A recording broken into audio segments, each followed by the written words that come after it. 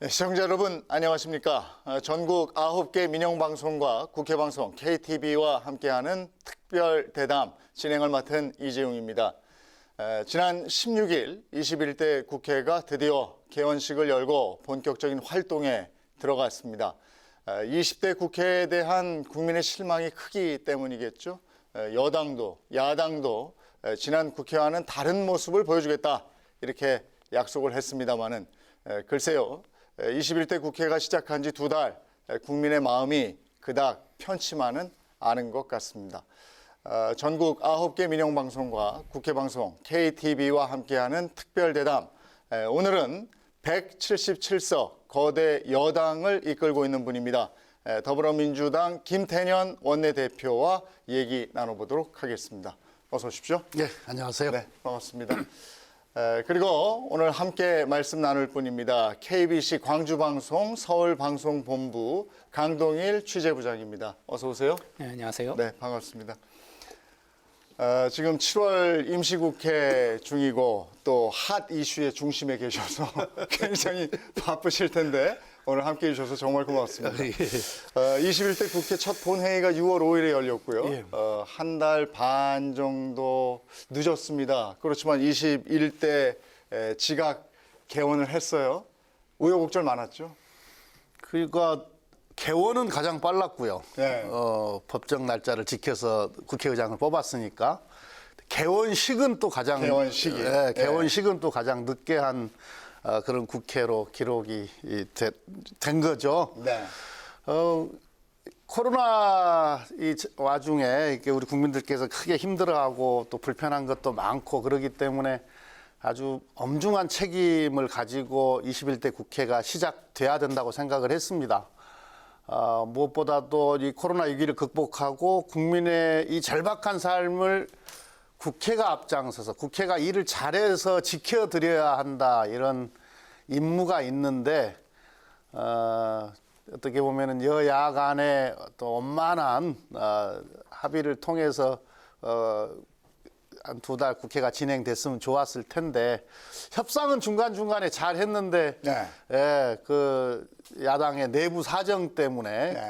그 협상이 그 협상안들이 지켜지지 못하고 엎어지고 네. 또 이 부결되고 하는 것이 조금 안타까웠습니다. 네. 어쨌든 그런 과정을 거쳐서 우리 국민들은 21대 국회 개원식을 조금 늦게 보게 된 것이고, 그 과정에서 이제 야당 없이 원 구성하셨고, 3차 추경 다 이제 처리를 하셨고, 근데 이 과정에서 들리는 얘기는 어쩔 수 없는 선택이었다.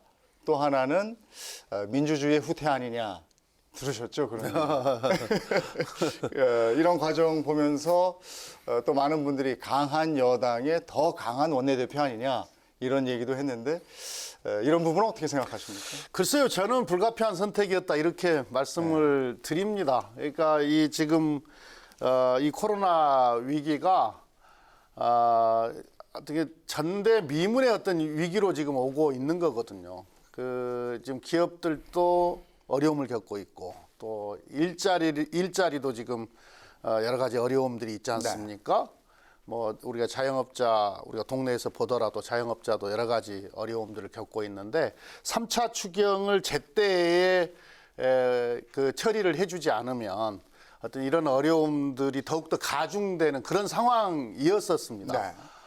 그래서 상임위 배분이나 이제 이런 문제들도 저희들도 많이 양보하고 해서 이 정도면은 합의에 이를 수 있겠다 이렇게 했는데 통합당 내부에서 내부 사정 때문에 그 야당에서 받아들여지지 않고 추경은 처리를 해야 되고 네. 추경을 처리하기 위해서는 관련 상임위를 구성을 할 수밖에 없는 그런 사정 때문에 불가피하게 저희들이 원 구성을 서두르지 않을 수 없었죠.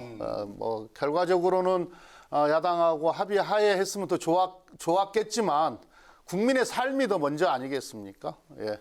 그러니까 불가피한 선택이었다. 네. 예. 여기 뭐 통합당에서 안 나와 계시기 때문에 알겠습니다. 예. 협상 파트너가 주호영 원내대표셨잖아요. 예. 근데 두 원내대표에 대한 수식어가 예. 불도저 또 협상가 이렇게 불리더라고요. 주 원내대표가요? 그렇죠. 주 원내대표는 협상가. 우리 김 아, 원내대표는 그건 지금 불도저로 부르시던데. 어떤 언론사에서 그냥 이게 애써 비교하려고 그렇게 붙여놓은 네. 건데요. 제가 원래 국회에서 협상하면 김태년이었습니다. 그래서 어떤 언론사에서는 저의 별칭을 협상의 뭐 달인 네. 이렇게 부르는 데도 있었어요. 네. 그러니까 이번 과정에서 놓고 보더라도 여러 가지 이제 의석수를 놓고 봤을 때 또 앞으로 국회가 이 새로운 이 빠르게 변화하는 시대에 국회가 제대로 역할을 하기 위해서는 저희가 법사위원장을 가져오는 게 불가피했고요. 그 법사위원장을 가져오는 대신에 다른 예결위를 포함한 다른 상임위, 그러니까 이른바 선호 상임위를 대폭 저희가 양보를 했거든요. 그러니까 협상은 그렇게 하는 거거든요. 근데 그게 저 야당에 의해서 거부가 됐기 때문에 네. 제가 일방적으로 밀어붙인 게 아닙니다. 네. 예. 경우에 따라서는 저기서 안 가져간 거예요. 예. 나는 그럼에도 불구하고 협상가다. 예. 불도저는 내가 아니다. 아니 이제 어려운 일을 예. 이렇게 불도저가 그런 거 아닙니까? 예, 예. 뭐 이제 사람이 못 올라가는 데를 올라가서 일도 하고 또 또 삽으로 하면은 그 일의 진도가 진척이 안 되는 예. 일도 불도저는 한꺼번에 많은 양의 일을 처리하지 않습니까? 그러니까 어려운 일을 하고 일을 많이 한다는 측면에서 보면 뭐 불도저라는 별명이 예. 뭐 틀린 건 아닌데 협상도 잘 한다는 그 말씀. 그럼 이렇게 정리하면 어떻겠습니까? 불도저를 탄 협상가. 아, 좋은데요? 근데 주호영 원내대표를 모 언론사 인터뷰에서 가까이 하게 너무 당신이라고 표현하셨던데 예, 예. 뭐 지금도 그런 생각 가지고 계신가요? 그러니까 이제 제1야당은 국정 운영의 동반자 아니겠습니까? 그다음 주호영 대표는 제1야당의 원내대표니까 저한테 있어서는 국회를 운영하는 데 있어서 가장 중요한 네. 파트너죠. 그래서 누구보다도 가장 많은 대화를 나눠야 되고 누구보다도 가장 많이 어떻게 보면 속내를 서로 교환할 수 있어야 되고 또 일과 관련해서는 늘 협상하고 또 타협하고 결론을 내야 되는 그런 이제 관계인데 그래서 일이 잘 진행되는데 그러니까 이제 가까이 해야 되는데 결과를 놓고 보면 이게 지금 잘 안 되어 있어요. 그래서 제가 가까이 하기엔 너무 먼 당신 이런 표현을 쓴 적이 있었죠. 자, 지금 뭐 여러 가지로 바쁘게 일을 하고 계신데 지금 대통령 집권 후반기로 접어들면서 지지도도 조금 하락돼 있는 상태고요. 또 여당의 지지율도 조금 떨어져 있는 상태고 이렇습니다. 아마 당 내에서도 또 청와대 차원에서도 지금 왜 이럴까 원인 분석을 하고 있을 텐데 왜 그렇다고 생각을 하십니까? 이제 지지도라고 하는 것은 네. 또 올랐다가 또 내려갔다가 조정됐다가 늘 그렇게 부침이 있습니다. 네. 그래서 뭐 지지도를 가지고 일희일비할 문제는 아닌데 아무래도 이제 지금 이번에 국정 지지도가 좀 떨어지고 그다음에 우리 당 지지도도 조금 떨어진 것은 수도권을 중심으로 한 어떤 부동산 네. 문제가 제일 크게 영향을 미쳤고 그다음에 또 저희 당 소속의 단체장들의 어떤 불미스러운 일들이 거기에 더 얹어져서 영향을 미치지 않았나 싶습니다. 예. 덧붙여서 뭐 부동산 말씀해 주셨으니까 70 부동산 대책까지 나왔습니다. 22번째 대책이라고들 얘기하더군요. 근데 안 먹힙니다. 그거는 동의하십니까? 예, 뭐 결과적으로 그렇게 되어 있죠. 예. 그럼 왜 그럴까요? 설명을 하려면 이제 긴데요. 어쨌든 제일 이제 구조적으로 놓고 보면 이게 지금 부동산 문제가 비단 우리나라만의 문제는 네. 아니거든요. 전 세계적으로 보면은 지금 유동 자금이 풍부하고 그 또 다른 투자처는 또 마땅치 않고 이제 그러기 때문에 우리나라뿐만 아니라 전 세계의 대도시가 부동산 때문에 급등하는 데도 있고 또 몸살을 앓고 있는데도 꽤 있습니다. 이제 이런 건 어떤 세계 경제에 어떻게 보면 구조적인 문제인 거고요. 이제 우리나라는 아무래도 지금까지 부동산을 갖고 있으면 일로 치면 투자 수익률이 이게 높은 종목이었던 것이 사실이죠. 계속 올랐으니까. 예, 올랐으니까. 그러니까는 투기 자본 또는 또는 그런 이 차익을 노리는 어떤 갭 투자 뭐 이런 것까지 다 부동산으로 이렇게 몰려들면서 아무리 공급을 해도 그런 상황이 되면은 아무리 공급을 해도 집값이 잡히지 않는 거거든요. 그러니까 집은 거주 목적이어야 되는 거거든요. 그러니까 제가 자주 쓰는 표현인데 집은 사는 곳이지 사는 것이 되면 안 되는 거거든요. 근데 지금 우리가 수도권만 놓고 보더라도 사실은 주택 보급률은 100%거든요. 보급률은 100%인데 소유자는 지금 자가 보유율은 네. 50%가 안 된단 말이죠. 그건 누군가가 1가구 다주택을 소유하고 있다. 이걸 이렇게 볼 수 있는 거 아닙니까? 강남 같은 경우만 놓고 보더라도 1가구가 한 2.5주택 정도를 소유하고 있는 것 같습니다. 이렇게 되니까 우리가 아무리 공급을 하더라도 한 가구가 다주택을 소유하게 돼버리면, 그러니까 투기의 대상이 돼버리면은 어떤 실수요자들이 자기 집을 갖는 기회를 갖기가 점점점 어려워지는 거죠. 그래서 저희들의 부동산 정책은 매우 분명합니다. 투기의 대상이 되지 않게 하겠다. 실수요자는 보호하겠다. 이런 대원칙을 가지고 부동산 정책은 늘 다루고 있고요. 집값은 어떤 경우가 되더라도 결코 포기하지 않고 잡겠다라고 하는 것이 저희들의 정책적 목표입니다. 근데 그렇게 확실하게 부동산 정책을 세우고 있음에도 불구하고 집 없는 사람은 집 없는 사람대로, 집이 한 채 있는 사람은 한 채 있는 사람대로, 다주택자는 또 다주택자대로 불만이 있는 게 현실인데, 그래서 6.17 대책이 나왔고, 이 대책은 대출 규제에 초점이 맞춰져 있었고요. 70 대책은 세금 부과에 초점이 맞춰져 있었습니다. 어떻게 보면 수요에 집중된 정책이 나왔단 말이죠. 공급은 그럼 어떻게 되는 겁니까? 공급 확대 정책은 어떻게 되는 겁니까? 네, 이제 조만간에 아마 공급 대책이 발표가 될 겁니다. 지금 경제부총리를 중심으로 해서 TF팀을 구성을 해서 다양한 지금 공급 방안들을 만들고 있는데요. 꽤 많은 숫자의 공급 양이 발표가 될 거라고 봅니다만은 이제 조금 아쉬운 것은 뭐냐면은 작년 16 대책, 네. 16 대책이 여러 가지 이제 세제들을 포함한 그 대책들이었는데 그때 4월 총선을 앞두고 있고 이런 바람에 그 법이 통과가 되지를 못했습니다. 그래서 이게 시장의 신호를 별로 좋지 않게 준 것 같아요. 그래서 70 대책, 7월 10일 날 내놓은 보완 대책은 10월 26일에 내놨던 대책보다 훨씬 강화된 강력한 어떤 세제가 장착된 그런 대책을 내놓은 거죠. 초점은 이거였죠. 2주택 이상, 2주택, 3주택 이렇게 이 다주택에 대한 세제는 강화를 하고 1주택은 손대지 않았죠. 네. 어떻습니까? 저희 국회 입법 과정에서요. 이번 7월 임시국회에서요. 7월 10일 날 발표된 그 정부 대책보다 더 강화된 게 나올 수도 있습니까? 그러니까 국회 입법 과정에서. 입법 과정에서요. 예, 그러니까 지금 시장 상황을 우리가 지금 유심히 관찰을 하고 있습니다. 아까 말씀드렸듯이 아파트를 중심으로 한 이 주택 시장에 여전히 투기 자본이 그 부동산을 어떤 급등시키거나 또는 어떤 이 갭 투자 등 이런 어떤 자본들이 이 부동산 시장에 들어와서 아파트를 중심으로 한 이 주택 시장에 들어와서 시장을 교란하게 되면 어떤 입법 과정에서라도 더 강력한 대책들이 나갈 수 있다 이런 말씀을 드리고요.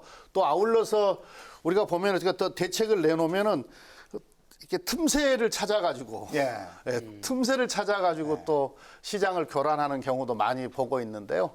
그래서 제가 원내에 아예 부동산 지금 TF를 하나 만들었습니다. 부동산 TF를 만들어서 아주 면밀하게 정부와 함께 면밀하게 지금 시장을 들여다보고 있거든요. 예. 그래서 과거처럼 그런 어떤 틈새를 찾아가지고 시장을 교란하는 행위들에 대해서는 아주 신속하게 또 적극적으로 대처하려고 하는 그런 그렇게 지금 하고 있습니다.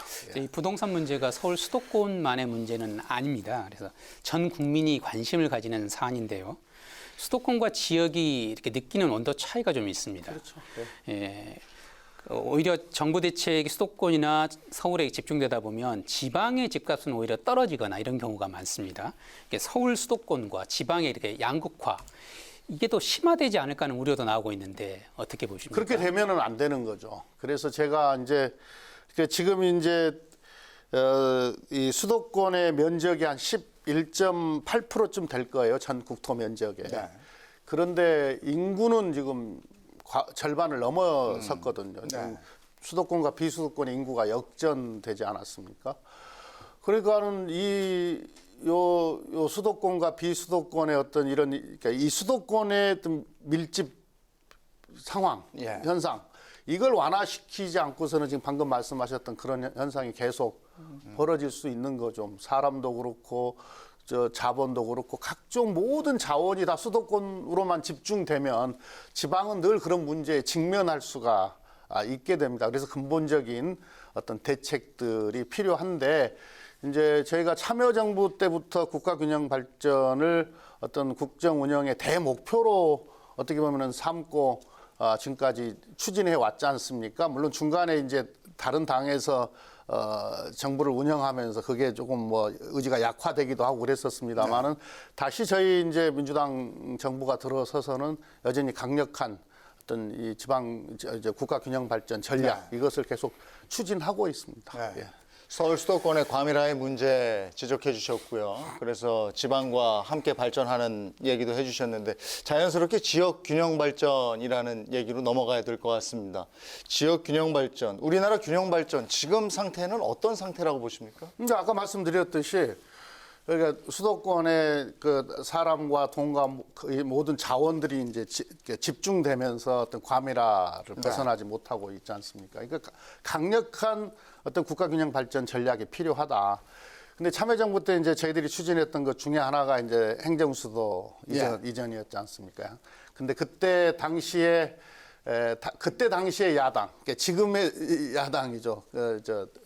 미래통합당 쪽에서 반대를 하는 바람에 그게 이제 위헌 심판 소송이 들어갔고 헌재에서 한 번도 들어보지도 못한 관습헌법 수도는 서울이다라고 하는 관습헌법을 들고 나오면서 위헌 판결을 내린 바람에 지금 이제 행정 수도가 되지 않고 세종시가 행정 중심 복합 도시 어떻게 보면 반쪽 그때 애초에 세웠던 계획에 비하면 어떤 반쪽 도시가 됐는데 지금 이제 그로부터 한 16년 정도가 지났지 않습니까?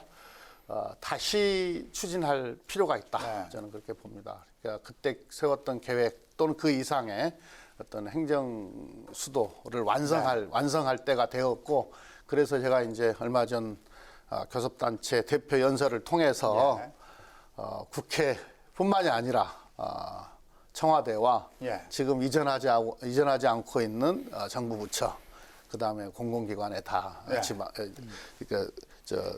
다 이전을 해서 명실상부한 행정 수도를 완성할 필요가 있다. 제가 그렇게 말씀을 드린 거죠. 그래서 처음에 인사드리면서 핫 이슈의 중심에 서 있는 분이다 이렇게 얘기를 했습니다. 국회에서 말씀하실 때 다들 적잖이 놀랬죠. 그랬죠. 행정수도 이전을 들고 나오셨습니다.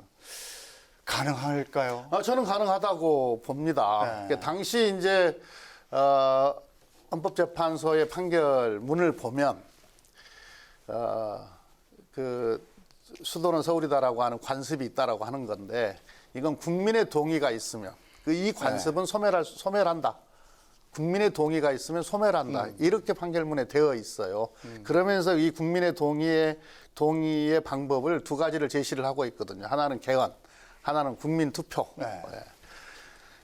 그런데 저는 이제 제일 중요한 게 여야의 합의. 그래서 제가 국회의 결단이 필요하다고 말씀을 드린 겁니다. 여야가 합의를 하면 세 번째 방안도 만들어낼 수가 있는 거거든요. 지금 행정중심 복합도시를 개정하는 방법도 있고 네. 또 행정수도법을 만드는 방법도 있죠.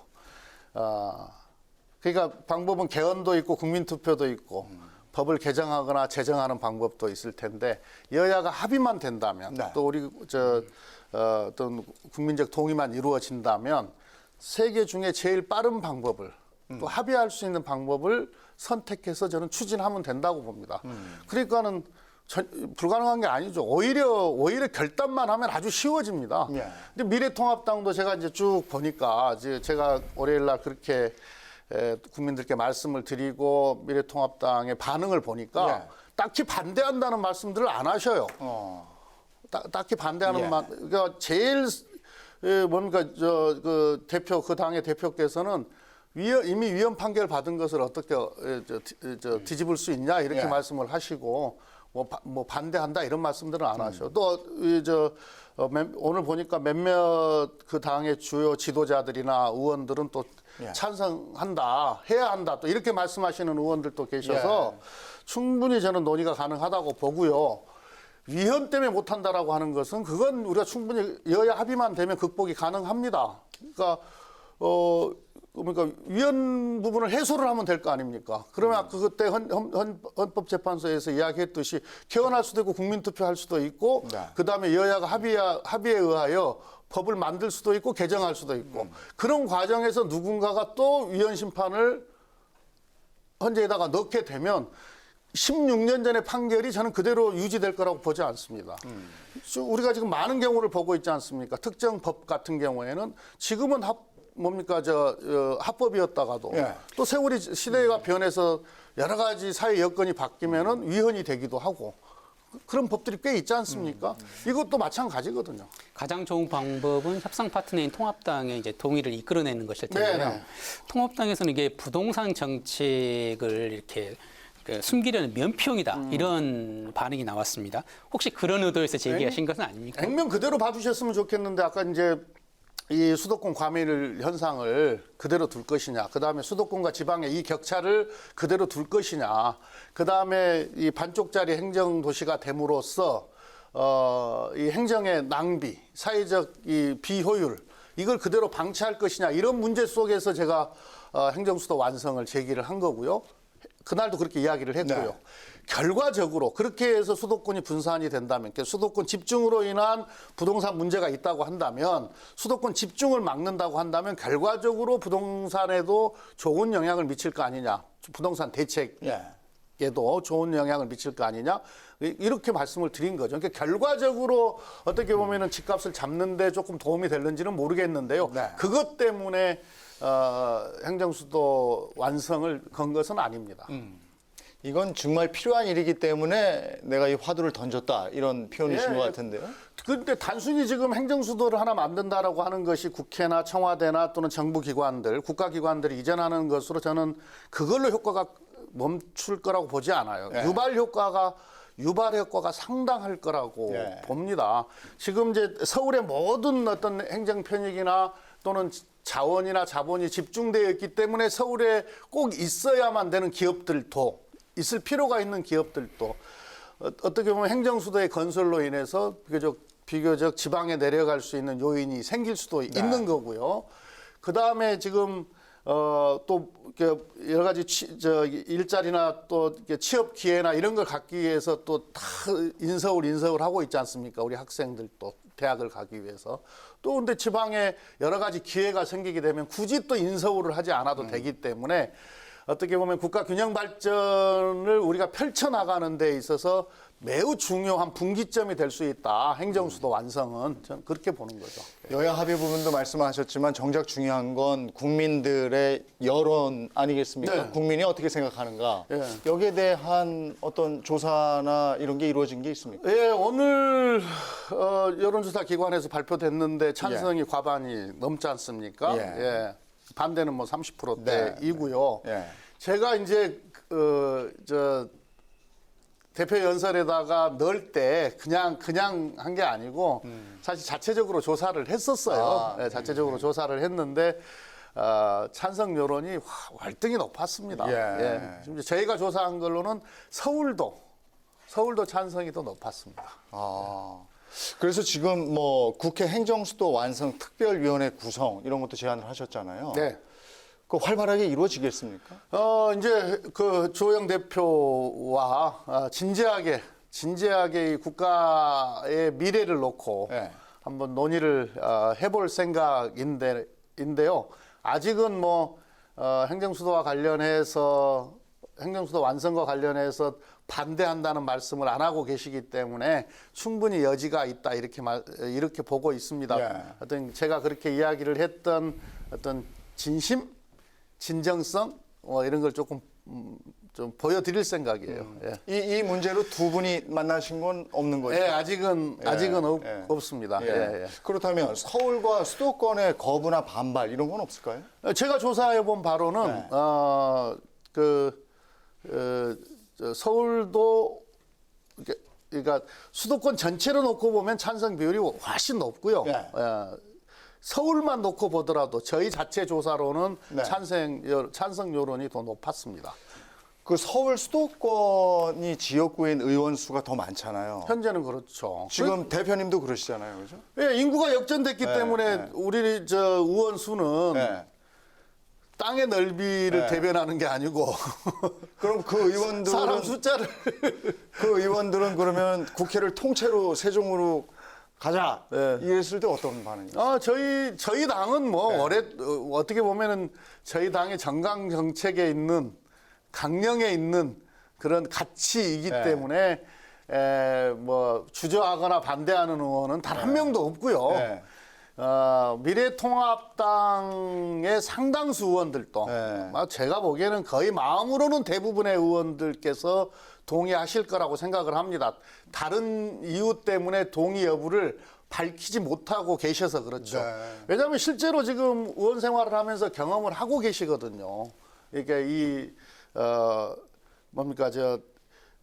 정부 부처 일부만 이전해서 내려가고 있고 청와대나 국회가 서울에 지금 있음으로 인해서 생기는 여러 가지 행정력의 낭비, 어떤 사회적 비효율성을 실제로 다 경험을 하고 있습니다. 그러니까 장관들도 다 서울에 올라와 있고, 차관들도 다 서울에 올라와 있고, 실국장들도 다 서울에 올라와 있고, 하다못해 과장들도 매일 올라와야 되고. 네. 그래서 제가 그런 표현도 썼는데 길거리 국장, 카톡 과장, 제가 그런 표현. 업무 보고를 다 카톡으로 받고 있고 네. 업무 지시를 다 카톡으로 해요. 실제로 우리가 고위 관료들 보면은요. 정말 빠르게 칩니다. 휴대폰에 문자를 정말 빠르게 쳐요. 이게 카톡으로 업무 보고 받고 업무 지시하고 있는 거거든요. 이걸 언제까지 방치를 합니까? 근데 이게 우리가 이제- 뭐 간단한 예입니다만. 한 번도 안 해본 일이고 그 다음에 그 미국의 워싱턴과 뭐 이렇게 있는 건 알겠는데 우리가 그게 가능할까 이런 생각들도 있는 거거든요. 왜 불가능해요? 그러니까 이제 지방으로 가면서 혹시 그러니까 세종으로 가면서 혹시 대국민 행정 서비스가 뭐 질이 낮아질 거 아니냐? 뭐 그런 정도의 염려가 혹시 있을지 모르겠지만 지금 시대가 어느 시대입니까? 다 디지털 기반으로 해서 훨씬 더 고품질의 행정 서비스를 제공하는 그런 시대이기 때문에 이런 최소한 행정 서비스와 관련해서는 공간적 의미는 크지 않다. 예. 세종 주변으로는 또 투기 없겠습니까? 그래서 이제 거기가 이제 지금 규제 지역일 겁니다. 규제 지역일 건데, 그래서 저희가 지금 여러 가지 이번 부동산 대책에 다 포함이 될 거거든요. 다주택은 소유하지 못하도록 할 거고, 여러 가지 대출 규제도 있고, 그 다음에 강력한 중과세도, 다주택과 관련해서는 강력한 중과세도 지금 입법을 앞두고 있고, 그래서 이렇게 쉽게 거기가 투기의 장으로 변하는 일은 없을 겁니다. 또 그렇게 돼서는 안 됩니다. 그렇게 돼서는 안 되기 때문에 또 그렇게 안 되게 또 저희들이 조치를 취해야죠. 예. 대표님께서는 의원님들의 속마음은 옮기고 싶은데 겉으로는 그 여러 사정이 있어서 옮기고 싶지 않다라고 미래통합당. 근데요, 아마 저는 그 반대가 아닐까 아마 싶은데요. 개별적으로 취재를 한번 해보십시오. 다 이전해야 된다고 말씀들을 하실 겁니다. 겉으로는 그렇게 말씀하시지만 속마음은 오히려 지역구가 서울에 있고 수도권에 있는데 옮기려고 할까. 뭐 의원들부터 먼저 안 옮기고 싶지 않을까 하는 게 일반인들의 그렇지 않습니다. 생각인데. 예, 그래도 의원들이 다 공인들이거든요. 예. 선출직 공직자들입니다. 그 무엇이 국가 이익에 도움이 되는지 우리 국민들께 더 도움이 되는지에 대해서 다 생각하시는 분들이기 때문에 그런 작은 이익에 집착해서 어떤 행정수도 완성, 뭐 국가기관의 이전들에 대해서 달리 생각하거나 뭐 반대하거나 이러실 분들은 저는 없다고 봅니다. 다른 정치적 목적만 없다면. 그래도 워낙에 큰 화두를 던지셨고 국회, 청와대 전부 세종으로 가야 한다 했으면 국회의원분들은 다 지역구가 있는 분들이면 내 지역에 조금 더 괜찮은 기관이 좀 왔으면 뭐 이렇게 하잖아요. 그러면 우리 쪽에 이게 안 올 것 같은데 이런 생각도 할 수 있잖아요. 네. 그건 지금 말씀하시는 것은 이제 우리가 2차로 이전하게 될 공공기관을 말씀을 하시는 거고 행정수도는 국회와 청와대와 그다음에 각종 국가기관을 이야기하는 거고요. 그다음에 이제 지금 말씀하시는 공공기관이나 공기업 본사 같은 경우 그건 다 여러 가지를 평가해서 지금 만들어진 혁신도시 등에 이렇게 보내게 됩니다. 근데 왜냐하면 이렇게 정부 부처가 가면 따라가고 싶을 테니까. 그건 결정권을 뭐 정부가 갖고 있는데 뭐가 문제겠습니까? 그래도 좀 자율권도 주셔야 되는 거 아닙니까? 자율권은 있지만 너 일로 가 뭐 이렇게. 그게 그때 우리가 1차로 우리가 혁신도시를 만들고 공공기관이나 공기업들 내려 보낼 때도 뭐 여러 많은 토론과 논의가 있었고 또 경우에 따라서는 반발도 있었지만 다 해냈지 않습니까? 그래서 그건 큰 문제가 되질 않습니다. 혁신도시 이야기가 나왔으니까요. 혁신도시 이전은 6년 전부터 시작이 됐습니다. 근데 여전히 미완성이라는 평가가 많습니다. 이렇다 보니까 이해찬 대표가 총선 뒤 공공기관 지방 이전 시즌2를 시작할 것이라고 밝히기도 했는데요. 지역에서는 아무래도 공공기관 이전에 대한 관심이 높습니다. 혁신도시 시즌2 언제부터 본격화되겠습니까? 이런저런 전망도 나오고 있는데요. 규모는 어느 정도 될 걸로 보십니까? 왜 지금 이제 아까도 말씀을 드렸는데 지금 이제 이전이 가능한 이 공공기관들을 지금 면밀하게 지금 살펴보고 있는 중입니다. 분류를 하고 있는 중인데요. 아직 최종적으로 몇 개 기관을 내려보내는지에 대해서는 아직 최종적으로 결정은 안 나 있는데 그걸 결정하는데 그렇게 오랜 시간이 걸릴 것 같지는 않습니다. 다음 이제 각각의 기관들의 어떤 특성들이 있지 않습니까? 이거 잘 따져서 어떻게 보면 그냥 뭐 아무데나 막 내려보낼 수는 없는 거니까요. 딱 성격에 맞게 그때 우리가 혁신도시 만들 때도 각 혁신도시마다의 성격에 맞게 이렇게 분류를 해서 어떤 공공기관들이나 공기업들을 배치를 했던 거거든요. 그런 과정들을 거쳐서 적절하게 그렇게 아마 추진이 될 겁니다. 지역의 지자체장들도 마찬가지일 거고 지역구 의원들도 마찬가지일 거고 원하는 바가 있을 거 아니겠습니까? 이런 데가 좀 왔으면 좋겠다. 이거 어떻게 조율을 하시는 거예요? 그때도 이게 더 크고 더 큰 기관들을 다 원하죠. 그때도 우리가 일기혁신도시 할 때도 다 그래 했는데 만만치가 그거 다 조율했습니다. 그때도 쉽지는 않아요. 쉽지는 않은데 어쨌든 결과적으로는 다 조율해서 지금 내려 보냈는데 한 가지 좀 아쉬운 것은 혁신도시 규모가 조금 작아요. 조금 더 커야 어떤 도시로서의 어떤 기반 시설도 더 여유롭게 만들고 또 예를 들면 이제 보육이나 교육 시설 같은 경우에도 어떤 이전하는 기관의 직원들 딱 마음에 들게 이렇게 잘 만들어낼 수가 있는데. 광주 전남 같은 데는 규모가 크잖아요. 나주 혁신도시 같은 경우. 그래서 거기가 지금 제일 어떻게 보면 혁신도시 중에서는 제일 잘 되고 있는 데거든요. 이게 근데 좀 규모가 작은 데는 아무래도 조금 만족도가 조금 떨어지는 것 같고. 그래서 2차 시즌 2, 혁신도시 시즌 2에서는 뭐 그런 것까지 다 감안해서 어떤 뭐 추진들이 정책 추진들이 되지 않을까 싶기도 하고 뭐 이 문제와 관련해서는 여러 가지 이야기할 얘기가 있는데요. 네. 오늘은 말을 조금 아끼겠습니다. 그러면 이거 조율하실 때 협상가로 하실 겁니까? 불도저로 하실 겁니까? 그건 뭐 제가 하는 거 아니니까. 알겠습니다. 9개 지역 민방과 국회방송 KTV가 공동으로 마련했습니다. 특별 대담. 더불어민주당의 김태년 원내대표와 얘기를 나누고 있습니다. 예, 4.15 총선에서 압승 거두고, 그 다음에 원내대표 되셨는데, 원내대표 되실 때도 아주 그냥 한 번에 확 되셨어요. 예, 예. 원래 결선까지 가는데 이례적이라고 들었거든요. 보통 뭐 네. 3명 이상 출마하면 보통은 결선을 갔었죠. 예. 예. 근데 이제 그렇게 되셨는데 네. 되고 여러 가지 그 문제들 풀어나가는 과정에서 굉장히 힘들고 바쁜 시간 보내고 계시고 더더군다나 여당의 지자체장들의 불미스러운 일들이 터져 나왔습니다. 그래서 앞으로 전국 운영에 그것도 큰 부담일 텐데 그 부분에 대해서도 한번 얘기를 듣고 싶은데요. 어쨌든 당 소속 광역 지자체장들의 어떤 잘못 또 뭐 불미스러운 이런 사건들에 대해서는 저희들로서는 크게 책임감을 갖고 있습니다. 어떤 행정 공백이 생기지 않도록 저희들이 더 이럴 때일수록 더 잘 뒷받침해야 되겠다. 이런 또 각오도 좀 다지고요.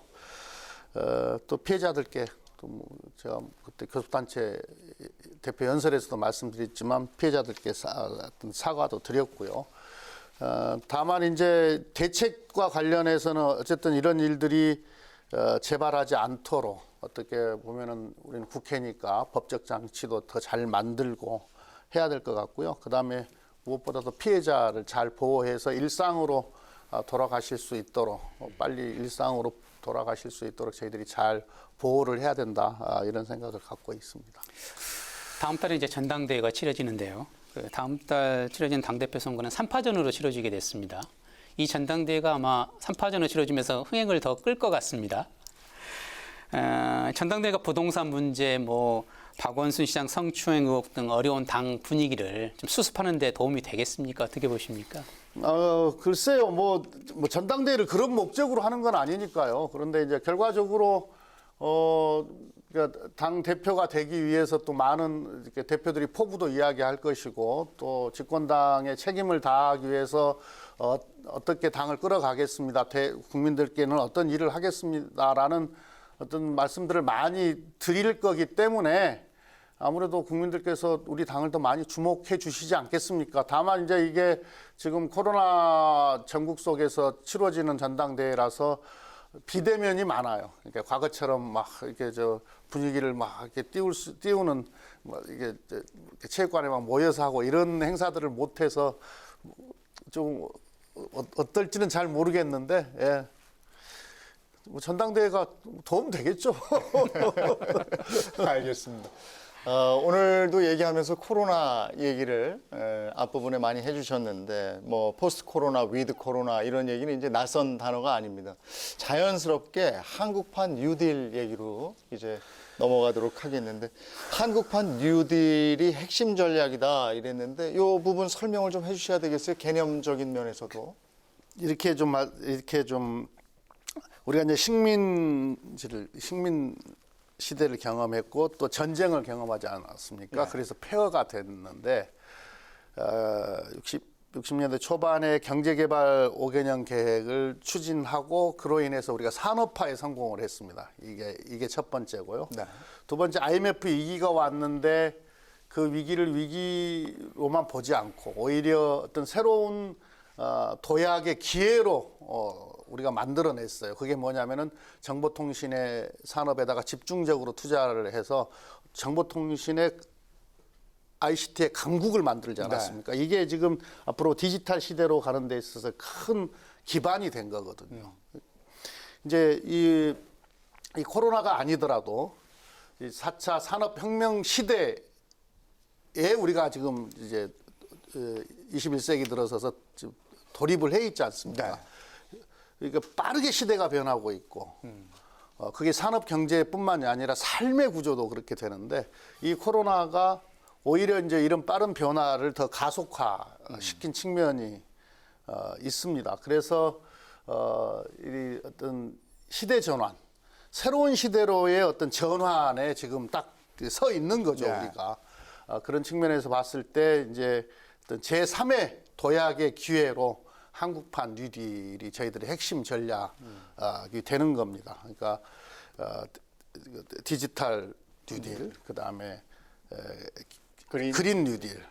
그러나 이제 사람이 제일 중요하기 때문에 어떤 이 탄탄한 휴먼 뉴딜, 휴먼 뉴딜의 기반하에 디지털 뉴딜과 그린 뉴딜의 어떤 전략들을 하게 되는데 이게 지금까지 이제 우리나라가 어떤 추격형 세계적으로 보면 추격형 경제에서 오히려 요 디지털과 요 그린 뉴딜을 성공시키면서 선도형으로 도약하겠다고 하는 나름의 이제 저희들의 방향, 또 포부 이런 걸 가지고 지금 추진하는 건데 우리가 많은 경우에 있어서 그 가능성을 갖고 있는 나라입니다. 코로나와 이제를 대응해가는 세계 각국의 사례들을 놓고 보더라도 다른 나라들은 다 이제 아예 그냥 국경과 지역을 봉쇄해서 코로나를 대응하거나 또는 경제가 염려되면 다 풀어놓으면 또 재확산이 되어서 감당을 못하거나 막 지금 이러고 있지 않습니까? 우리가 지금 거의 세계에서 유일하게 국경과 지역을 봉쇄하지 않고 효과적으로 코로나 방역도 성공을 하고 있고 이제 그러니까 경제의 어떤 그 악영향도 우리가 지금 제일 덜 받고 있는 나라 중에 하나거든요. 이래서 이게 이른바 K-방역이라는 브랜드가 생긴 겁니다. 따라서 이렇게 우리가 이번에 이렇게 성공했던 이 자신감이 어떤 새롭게 전환되는 시대에 어떤 한국판 뉴딜, 아까 말씀드렸듯이 디지털 뉴딜과 그린 뉴딜을 통해서 세계를 선도하는 그런 국가로 발돋움할 수 있다. 저는 그렇게 생각을 합니다. 이 한국판 뉴딜 정책이요, 지역 경제에도 큰 도움이 되겠습니까? 문재인 대통령은 직접 정부가 투자하는 114조 원은 대부분 지방에 투자될 것이라면서 의미를 부여하셨는데요. 어떻게 보십니까? 어저께 대통령께서도 말씀을 하셨지만 한국판 뉴딜은 국가 발전의 축을 요 수도권에서 지역 중심으로 옮기겠다 이런 의지를 지금 담고 있는 거거든요. 실제로 이 한국판 뉴딜이 이 국가 균형 발전 정책하고 긴밀히 결합을 해서 지역 발전의 속도도 높일 뿐만 아니라 더욱 가속화시키고 또 균형 발전의 어떤 완성도를 높여주게 될 겁니다. 실제로 정부가 직접 투자하는 114조의 재정 대부분이 지역에 투자를 하게 되는 건데요. 우리가 지금 그러니까 한국판 뉴딜을 통해서 하려고 하는 여러 가지 사업들의 대부분이 다 지역 기반이거든요. 그린 스마트 스쿨도 그렇고 스마트 그린 산단도 그에 해당하고요. 그다음에 스마트 시티도 그렇고 뭐 스마트 상하수도 뭐 이런 게 다 이게 지방을 거점으로 해서 이루어지는 사업들이기 때문에 지방 투자 효과는 클 거고 그렇게 되면 일자리나 어떤 지역 발전의 큰 계기가 될 거라고 생각을 합니다. 실제로 지금 당도 그렇고 지금 정부도 그렇고 지역 특성에 맞는 어떤 뉴딜을 만들고 또는 지방정부에서 만들면 적극적으로 뒷받침할 그럴 계획입니다. 지금 저희가 지방정부와 당과 예산정책 협의회를 하고 있는데 그 자리에서도 계속 그런 논의들을 지금 하고 있습니다. 그 한국판 뉴딜로 이렇게 창출되는 일자리 중에서요, 해상 풍력과 태양광 등 이런 것들은 지역의 새로운 먹거리가 될 것 같습니다. 그런데 이런 분야가 대기업만 이익이 되지 않고 그 지역과 지역 주민들에게도 이익이 돌아가는 구도로 만들어야 될 것 같다는 생각이 듭니다. 그래서 저희들이 이번에 자세히 이번에 한국판 뉴딜 정책 발표할 때 그 내용을 자세히 보시면 그런 내용들이 나와 있습니다. 그러니까 우리가 예를 들면 해상 풍력을 하더라도 또는 친환경 뭐 에너지 사업에 투자를 하더라도 또는 태양광 이 발전에 투자를 하더라도 주민 참여형, 주민 투자형, 주민들이 함께 투자해서 수익이 났을 때 그것을 분배받을 수 있는 배당받을 수 있는 이런 구조로 사업들을 설계를 하겠다 하는 내용이 그 안에 들어가 있습니다. 예.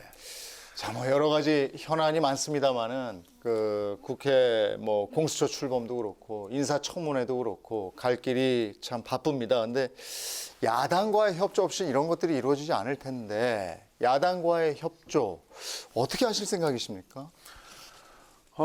아주 중요하죠. 국회는 경쟁하면서도 정권을 잡기 위해서 경쟁하면서도 또 늘 대화하고 타협하고 협상하고 또 타협을 해야 되는 그런 공간입니다. 그런 기관입니다. 그래서 더 많이 대화하고 더 많이 협상하도록 하겠습니다. 가급적이면은 뭐 야당에서 요구하는 것들도 많이 경청하고 또 들어줄 수 있는 거 있으면은 많이 들어줄 생각입니다. 다만 이제 지금 이 코로나 위기를 극복해야 된다. 지금 일자리도 위기고 그다음에 기업들도 지금 되게 힘들어하고 특히 이제 우리 국민들의 삶을 챙겨야 되는 이런 절박한 임무가 우리 국회에 있는데 네. 과거의 낡은 방식만 고집하면 안 된다고 봅니다. 그러니까 지금 아까 제가 이제 이 4차 산업혁명 시대, 혁신의 시대에 그렇지 않아도 변화의 속도가 빠른데 이 코로나19 위기가 훨씬 더 가속화시켰다고 말씀을 드리지 않았습니까? 이 시대의 변화에 국회가 제대로 된 역할을 하려면은 국회의 결정 속도도 되게 빨라져야 되는 겁니다. 네. 근데 과거처럼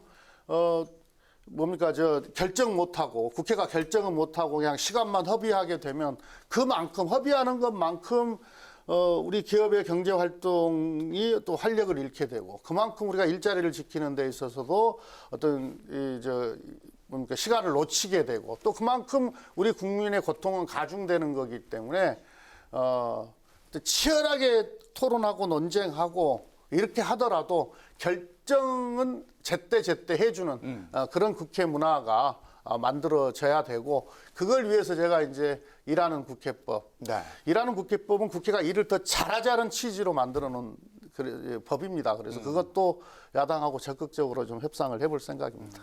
협상은 적극적으로 하겠으나 결과가 안 나오면 불도저를 타겠다.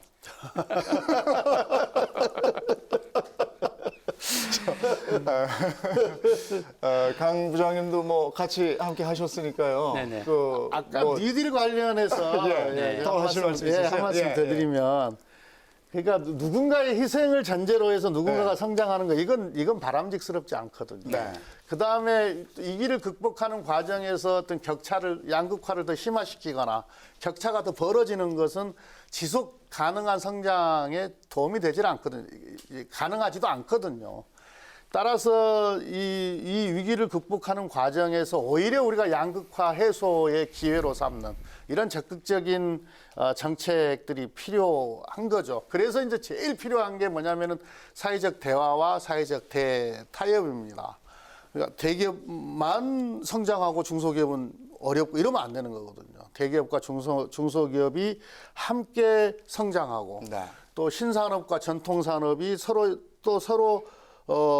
함께 성장할 수 있는 기반을 만들고 또 이런 과정들을 통해서 일자리도 변하고 또 새로운 일자리가 만들어지는데 이런 과정을 통해서 낙오하는 사람도 없어야 되고 그래서 공동체는 지켜져야 되는 이런 방향에서 이번에 이 한국판 뉴딜은 추진되어야 한다 이렇게 생각합니다.